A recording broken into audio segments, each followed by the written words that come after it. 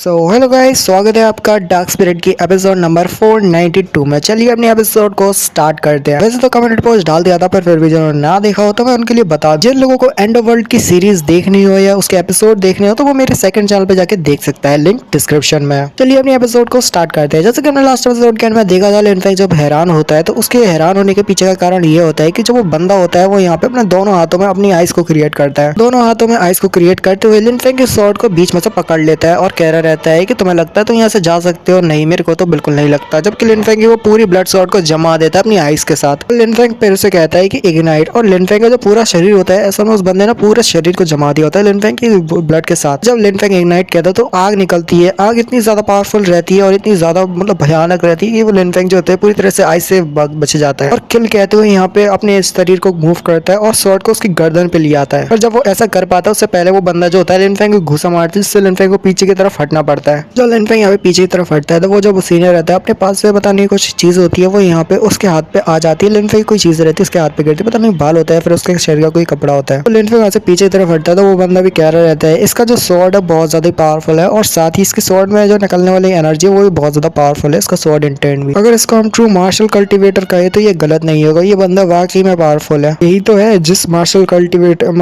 Dow cultivator को मैं ढूंढ रहा था, इतने सालों से ढूंढ रहा था। आगे लगता है जैसे वो मेरे को मिल गया और मेरी तलाश यहाँ पे खत्म होती है। और वो बहुत ज्यादा जोर जोर से लगता है और कहता है गुड गुड, बहुत अच्छे बहुत अच्छे। तुम्हारे जैसा बच्चा यहाँ पे इस टेरिफाइंग मार्शल डाउ मतलब टैलेंट को यहाँ पे पोजेस करता है। तुमने 3 तरह की पावर की जो विल होती है उसको यहाँ पे समझ लिया है। तुम्हारा जो मार्शल आर्ट्स है वो भी बहुत ज्यादा पावरफुल है, जिसके बारे में अगर बात करें तो बहुत ज्यादा है। तुमने यहाँ पे एक तरह से सीरियस फाइट की, वो भी हेवनली मार्शल आर्ट के एक्सपर्ट के साथ। तुमने यहाँ पे इतने ज्यादा टाइम तक टिक पाए और तुमने मेरे पंच को भी यहाँ पे आराम से कोई दिक्कत के साथ मतलब ब्लॉक कर लिया। यहाँ पे कोई दिक्कत भी नहीं हुई, यहाँ तक कि हल्की सी खरोच भी नहीं आई, जबकि मैंने यहाँ पे पंच को थोड़ा पावर के साथ मारा था। मुझे तो ऐसा लग भी रहा था कि यहाँ पे तुम मेरे को हरा दोगे और मेरे को हराने के बाद तुम यहाँ पे आगे बढ़ जाओगे, मेरे से भी आगे निकल जाओगे। तो ये मन में कह रहा होता है कि लिनफेंग वाकई में उसको हरा देता और उसे लग रहा था कि लिनफेंग जैसे वाकई में से हरा देगा। जबकि वो जो बूढ़ा मास्टर होता है वो यहाँ पे लिनफेंग की तारीफ करते हुए कह रहा रहता है कि लिनफेंग ने फिर से मेरे को यहाँ पे डिसअपॉइंट नहीं किया। जैसे कि मैंने उसके बारे में देखा था, मुझे यहाँ पे कोई भी आश्चर्य नहीं हुआ क्योंकि मैंने लिनफेंग के बारे में पहले से ही जानता था कि वो बहुत ज्यादा बड़ा टैलेंटेड है। और लिनफेंग ने एक और बार फिर से यहाँ पे सभी लोगों को हैरान करके रख दिया है। और ऊपर से देखो यहाँ पे जो हंटर यानी वही इंस्ट्रक्टर है वो यहाँ पे लिनफेंग की ज्यादा तारीफ कर रहा है, क्योंकि इंस्ट्रक्टर भी पहली बार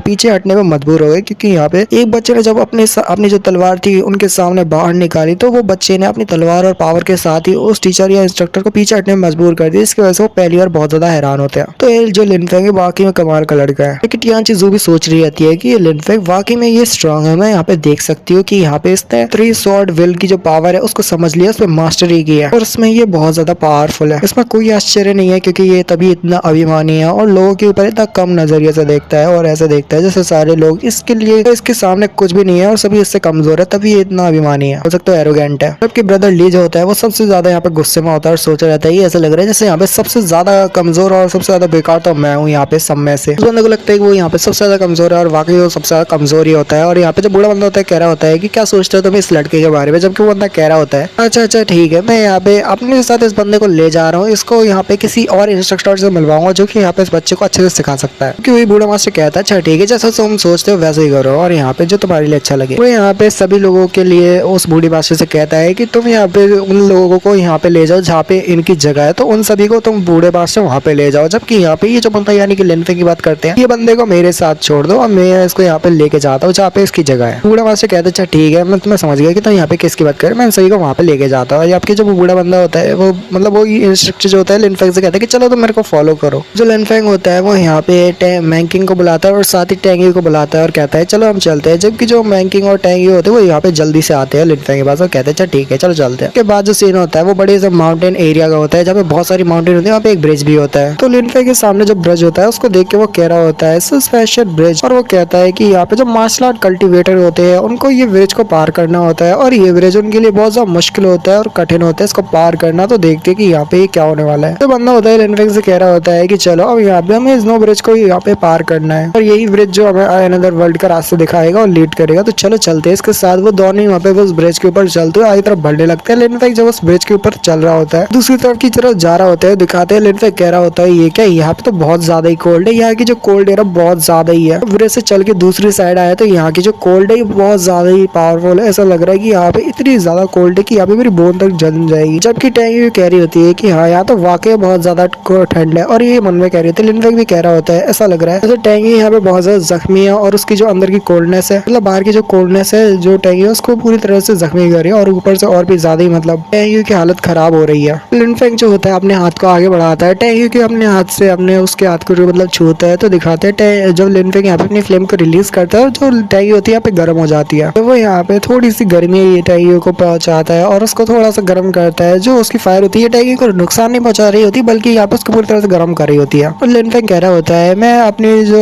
यंग फायर है ट्रू एसेंस, यंग फायर की ट्रू एसेंस को तुम्हारे अंदर भेजता, जिससे तुम्हारी हेल्प हो सके, जिससे तुम यहाँ पे कोल्ड एनर्जी को सप्रेस कर पाओ और तुम यहाँ पे कोल्ड एनर्जी तुम्हारे ऊपर ज्यादा हावी ना हो, और यहाँ पे तुम्हें कोल्ड फील ना हो, बिल्कुल तुम्हें गर्म ही लगे। वो जो ओनर होता है वो यहाँ पे सामने एक बंदा होता है, उससे कह रहा होता है मास्टर, जबकि जो लिनफेंग होता है कहता है क्या इसने अभी क्या कहा मास्टर, क्या ये अपने मास्टर से हमें मिलवाने के लिए आके लेके आया, क्या इस बंदे का खुद का एक मास्टर है, क्या ये उससे हमको मिलवाने के लिए लेके आया। जबकि सामने वाला जो पर्सन होता है वो कह रहा होता है मैं चाहता हूँ ये जो लड़की है ये यहाँ पे दूसरी साइड ब्रिज के ना आए, क्योंकि इसकी अभी जो इंजरी है बहुत ज्यादा है, ये तो इसके लिए सुटेबल नहीं रहेगा कि वो यहाँ पे आए और उस ब्रिज को क्रॉस करते यहाँ तक आए, जब तक इसकी इंजरी पूरी तरह से हिली हो जाती है। जो लिनफेंग होता है वो कह रहा होता है अच्छा ठीक है टैंग है, तो तुम्हें यहीं पे रुकना होगा, जब मैं यहाँ पे आ जाऊंगा तब मैं यहाँ पे देख लूंगा, तो यहाँ पे तो वापस आ जाना, पर अभी के लिए तुम्हारा आना ठीक नहीं, तो यहाँ पे मेरा वेट करो। तो लिनफेंग जो होता है अपने सीनियर को बुलाता है, तो दिखाते हैं यहाँ पे जो लिनफेंग जो होता है सीनियर से कुछ बात कर पाता है, इससे पहले अचानक से वो जो बंदा होता है क्योंकि उसी घर के अंदर से बात कर रहा होता है लिनफेंग, और लिनफेंग के वो इंस्ट्रक्टर से, तो यहाँ पे लिनफेंग बहुत ज्यादा हैरान होता है जब वो बंदा अपनी पावर को रिलीज करता है। उसकी जो पावर देख के लिनफेंग बहुत ज्यादा हैरान होता है, क्योंकि पूरी तरह से उसकी जो बॉडी के आसपास बहुत ज्यादा कोल्डनेस होती है। लिनफेंग यहाँ पे हैरान होता है, कह रहा होता है वाकई में यहाँ तो बहुत ज्यादा ही कोल्डनेस है, यहाँ तक कि मेरे पैर तक जम रहे हैं, आखिर ये क्या हो रहा है। उसके बाद जो लिनफेंग होता है अपनी स्वॉर्ड का इंटेंट को रिलीज करता है, उसके जो आसपास सारी आइज होती है तो वहाँ पे टूट जाती है। लिनफेंग कहता है ये आइज तो बड़ी जल्दी टूट गई। लिनफेंग फ्लेम कहते हुए यहाँ पे अपनी फ्लेम को रिलीज करता है, फ्लेम को रिलीज करता है तो यहाँ पे सारी बर्फ टूट जाती है।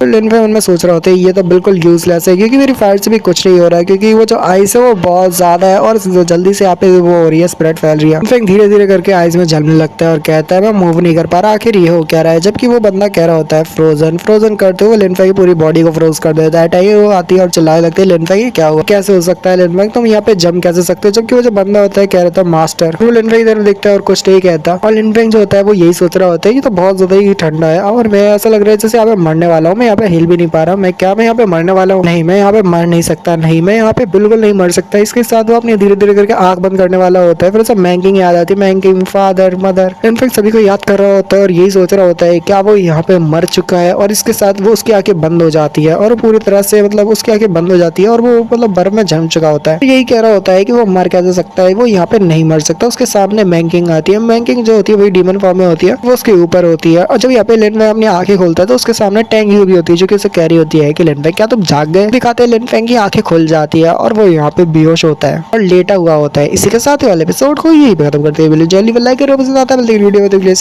Good bye bye.